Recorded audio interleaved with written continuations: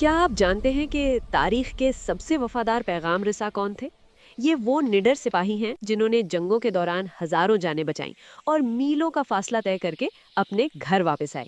आसमान की वुसअतों में उड़ता ये छोटा सा परिंदा कबूतर महज एक परिंदा नहीं बल्कि इंसानी तारीख का एक अहम तरीन किरदार रहा है।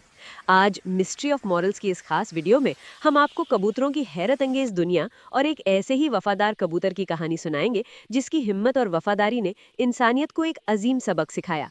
तैयार हो जाइए एक जज्बाती और पुरस्रार सफर के लिए।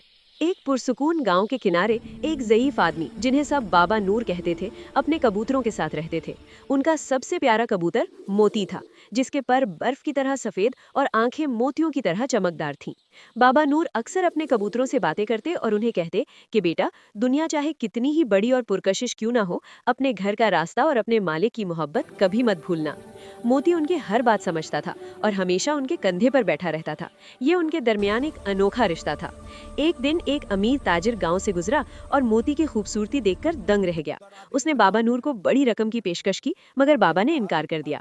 ताजिर ने हार न मानी और रात की तारीकी में अपने सिपाहियों के जरिए मोती को चोरी करवा लिया। मोती को एक बड़े लकड़ी के संदूक में बंद करके सैकड़ों मील दूर एक अजनबी शहर ले जाया गया, जहां उसे सोने के पिंजरे में रखा गया। लेकिन मोती के लिए वो सोना किसी कैद से कम न था, क्योंकि वहां ना बाबा नूर की आवाज थी और ना ही वो अपनापन। कई हफ्ते गुजर गए। मोती ने दाना चुगना छोड़ दिया था। वो दिन भर पिंजरे की सलाखों से बाहर आसमान को देखता रहता। एक दिन एक छोटी सी गलती की वजह से पिंजरे का दरवाजा खुला रह गया। मोती ने एक लम्हा भी जाया नहीं किया और खिड़की से बाहर उड़ गया। उसके सामने अनजान रास्ते थे, बुलंदोबाला पहाड़ थे और शिकारी परिंदों का डर था। लेकिन उसके दिल में मौजूद वफादारी का कुतुबनुमा उसे सिर्फ एक ही सिमत दिखा रहा था, और वो सिमत थी उसके घर की।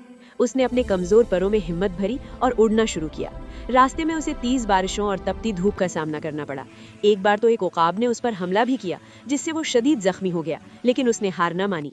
दूसरी तरफ बाबा नूर रोजाना छत पर चढ़कर आसमान की तरफ देखते और दुआ करते।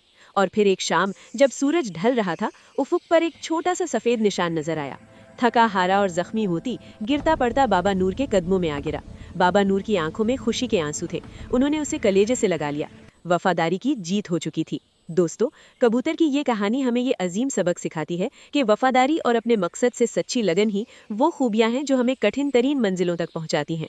अगर एक छोटा सा परिंदा मीलों का फासला तय करके अपने मोहसिन को नहीं भूलता, तो हमें भी अपनी अखलाकी अक़दार और इंसानी रिश्तों की कद्र करनी चाहिए। उम्मीद है आपको आज की ये कहानी पसंद आई होगी। ऐसी ही मजीद सबक आमोज और पुरस्कार कहानियों के लिए हमारे चैनल मिस्ट्री ऑफ मॉरल्स को सब्सक्राइब करें और अपनी राय का इजहार कमेंट्स में जरूर करें। अल्लाह हाफ़िज़।